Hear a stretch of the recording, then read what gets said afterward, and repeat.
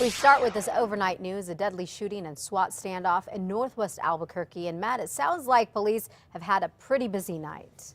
Oh, yes, they have, Elizabeth. In fact, it kept a lot of people up for hours as officers were here trying to find out whoever shot and killed someone in what is usually a very quiet neighborhood. This happened late last night, about 11:30. It was on Sanderling Northwest. It's near Irving and Rainbow Boulevard. It's in the Ventana Ranch area.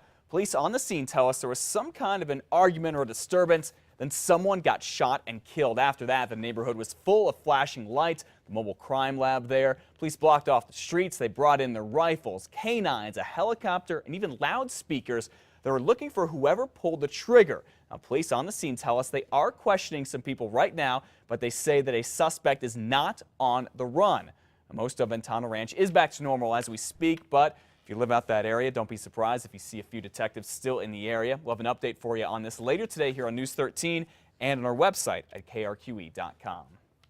And later today, we should find out more about another SWAT standoff and a shootout where a state police sniper ended up shooting and killing a man. This went on for 5 hours yesterday at this apartment complex near Tramway and Constitution. Albuquerque's police chief Ray Schultz says officers were going after the man they thought shot at an officer late Sunday night. That man and his brother would not come out of an apartment. Into another apartment, and we received fire from another apartment. So at that point, police sent in gas canisters. Chief Schultz says that's when the shooting started. At one point, one man, Michael Carroll, surrendered, but Chief Schultz says Carroll's brother was still inside and still shooting at police. That's when the chief says a state police sniper shot and killed Kendall Carroll. Well, today, investigators want to talk with Michael, the brother who surrendered, to find out what exactly happened on Sunday night. Again, that's when someone shot at a police officer. A bullet ricocheted off the ground, we think, hit an officer in the back, barely missing his spine. That officer had surgery and is now recovering. Well, in other news this morning, the Lobos have landed. Actually, the team and its entourage made it to Salt Lake City late yesterday afternoon, where a crowd of proud fans joined them. All right, and now it's just a waiting game until the big game tomorrow night when the guys take on the Harvard Crimson. Now, if you still want to see the Lobos in person and you have not made plans, you're actually in luck. You can still get tickets, buying them today to leave today on US Air. $330 round trip. You have to stop in Phoenix, but hey, it's worth it. And you can still get tickets to the game tonight from online ticket brokers. I checked StubHub this morning. There are about 60 tickets left. They start at about $100, go up to $350. Now, as we mentioned, the Lobos already in Salt Lake City, and it's not just the players, the cheerleaders, the band, they're all there too, along with thousands of fans full of the cherry and silver here at the team hotel. They have even renamed the hotel bar here the Pit. That's a very exciting time, and Coach Steve Alford says he and the guys, well, by now they're used to it. They understand tournament basketball, and I think that's what makes them so good and so fun to coach, is that they're a very focused group. Lobos will get their first chance to check out the Energy Solutions Arena this afternoon. They're going to have a little practice at a little after 5 this afternoon. The fans will be there watching, so will Sports Director Van Tate. He'll have more for you later today right here on News 13. Now, if you cannot make it to Salt Lake City to see the guys in person, enjoy it at home or your favorite watering hole. Lobos take on the Crimson tomorrow night at 7:50. You can check out that game on TNT. And before it, tonight, make sure you catch the Gallus Lobos special. It's at 9:30 on our sister station 2, Casa Fox. Van Tate, again, who's in Salt Lake City, and Lawrence Gilligan, who is here in Albuquerque, zero in on the players. They're going to break down the game, tell us what the Lobos need to do to top Harvard, and a whole lot more. Again, that is tonight at 9:30 on 2, Casa Fox. Well, the NCAA tournament here is not all about sports. It's also about money, and lots of it. And the Lobos are going to get a nice payoff no matter how far they go in the big dance. 5 teams from the Mountain West Conference, they are in the tournament this year. That's worth a whopping $2 million per team per game. So for right now, it's at least a total of $10 million. The conference and the 9 schools in it will then all split that money for what will turn out to be a very nice payday.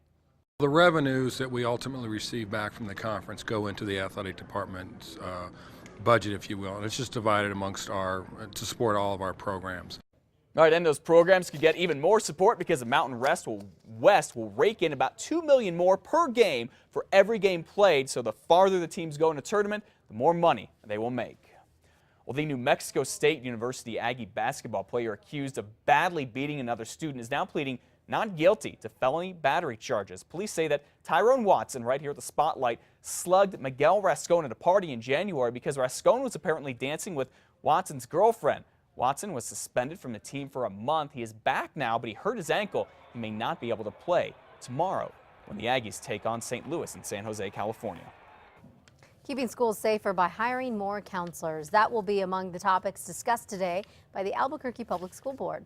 The theory is schools would be safer by keeping an eye on high-risk students.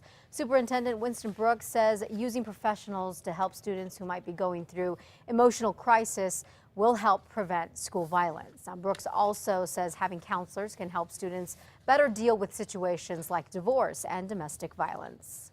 State lawmakers did not approve a fix for the troubled lottery system here in New Mexico, and now many are wondering how long it will survive. You see, several bills died in this last session, including those that would have increased the scholarship eligibility requirements. Right now, students with a 2.5 GPA can receive up to 8 semesters of paid tuition. The program did get a temporary cash infusion, $10 million, from a national settlement with tobacco companies. Well, it was an emotional day for New Mexico's Governor Susana Martinez. She was part of a small delegation led by Vice President Joe Biden in Rome for the Pope Francis's inauguration Mass. Governor Martinez has been a Catholic all her life, and she admits her day at the Vatican was very emotional in more ways than just one. On top of the historic Mass, March 19th is also the 7th anniversary of her mother's death, and the governor carried a picture of her mother with her to Rome. Receiving her first Holy Communion, and her sister, and they're in their white veils, their white dresses, and I had never seen that picture before Christmas, and so I brought it with me in hopes that the Pope will bless it as he blesses all of our rosaries. The governor was traveling all day, so we don't know if she was actually able to get the Pope to bless that picture. The IRS owes money to more than 7,000 New Mexicans, and we're not talking pocket change here either. $6 million to be exact, according to Senator Tom Udall. It's from the 2009 tax year. Many of the refunds belong to people who did not file income tax returns because they didn't know they were eligible for a return. New Mexicans have until April 15th to claim their money. Santa Fe's mayor and city attorney says gay marriage is legal in New Mexico based on our current law. A legal opinion was issued by city attorney Genoas Zamora. He says that New Mexico defines marriage as a civil contract between parties rather than saying a man and a woman. Now, Mayor David Koss and City Councilor Patty Bushy are sponsoring a resolution in support of gay marriage. We're going to encourage New Mexico's county clerks to issue marriage licenses to same-sex couples. Republican State Senator Bill Schaefer has tried to pass laws defining marriage as being between a man and a woman. He says if county clerks issue marriage licenses to gay couples, it'll head to court. It doesn't surprise me that Santa Fe is doing that, but it still is against state law. Now, Attorney General Gary King has issued an opinion saying same-sex marriages valid in other states will be recognized in New Mexico, but he hasn't weighed in on the proposed resolution in the state.